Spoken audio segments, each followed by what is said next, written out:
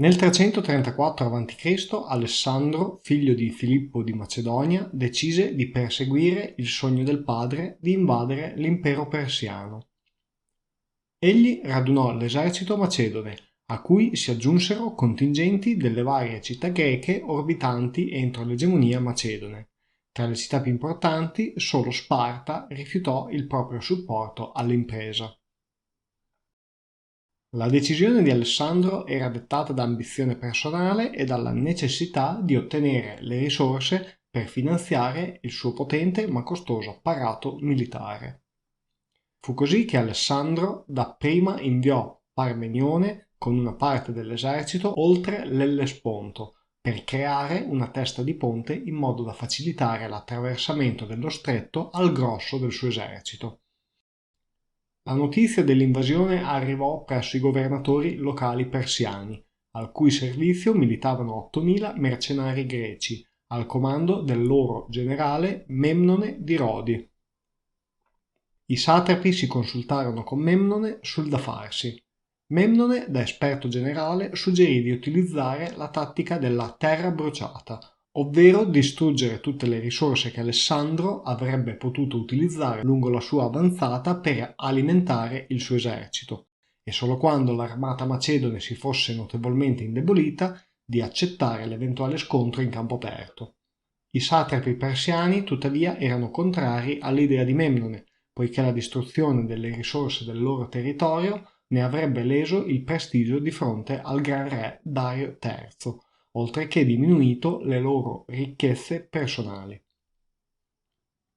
Fu così che il saggio consiglio di Memnone fu rifiutato. Tra le altre ragioni, i satrapi persiani considerarono che Memnone, in quanto mercenario, volesse prolungare la guerra per ottenere più finanziamenti da Dario III.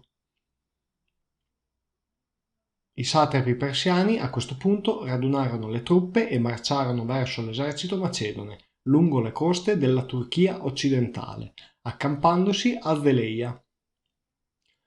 Le truppe radunate dai satrapi erano composte da circa 33.000 uomini, 15.000 dei quali cavalieri. La fanteria comprendeva 8.000 mercenari greci e circa 10.000 persiani. Va sottolineato come la fanteria greca fosse superiore a quella persiana e quindi l'unica forza di fanteria persiana che potesse tenere realmente testa ai professionisti della guerra macedoni fosse composta paradossalmente proprio dai mercenari greci. Alessandro non poteva chiedere di meglio ai propri avversari che uno scontro campale. Il mare era allora infatti saldamente in mano persiana e una tattica dilatoria dei persiani lo avrebbe certamente messo in seria difficoltà rispetto al giocarsi le sue carte in un unico scontro campale, nel quale poteva contare su un esercito di esperti guerrieri ed uno stato maggiore di altissimo livello. I due eserciti si fronteggiarono dunque sul fiume Granico. Alessandro si confrontò coi suoi generali sul da farsi e Parmenione suggerì di attendere l'alba del giorno successivo per attraversare il fiume, vista l'usanza dei persiani di sciogliere i cavalli nelle ore notturne, usanza che avrebbe visto la cavalleria persiana impreparata a reagire ad un attacco avvenuto all'aurora. Secondo la versione che reputo più verosimile, Alessandro non ascoltò il consiglio di Parmenione e tentò un primo attraversamento del fiume, venendo però respinto dai persiani appostati lungo la ripida riva opposta del fiume, riva che forniva ai persiani un'eccellente posizione difensiva dalla quale poterono respingere appunto i macedoni. Fu così che i due eserciti si accamparono per la notte. A questo punto Alessandro accettò il suggerimento di Parmenione e prima dell'alba ordinò ad una metà dei cavalieri di attraversare il Granico, sulla sua alla sinistra. Arrivato il giorno, i persiani si accorsero dell'attraversamento macedone e frettolosamente lanciarono la loro cavalleria verso l'ala sinistra di Alessandro, proprio quando Alessandro stesso eseguiva l'attraversamento del Granico col resto del suo esercito. Alessandro, a capo della cavalleria sull'ala destra, una volta attraversato il Granico, si lanciò contro la cavalleria persiana, attaccandola alle spalle e mettendola in fuga. Per i persiani rimanevano sul campo solamente le fanterie, che non avevano avuto il tempo di raggiungere le sponde del fiume per affrontare i Macedoni prima del loro attraversamento. Le fanterie persiane, rimaste senza il supporto della propria cavalleria in mezzo al campo di battaglia, furono facilmente attaccate, messe in fuga e in gran parte massacrate. I Macedoni persero nella battaglia circa 400 uomini, mentre i persiani ne lasciarono sul campo circa 4.000.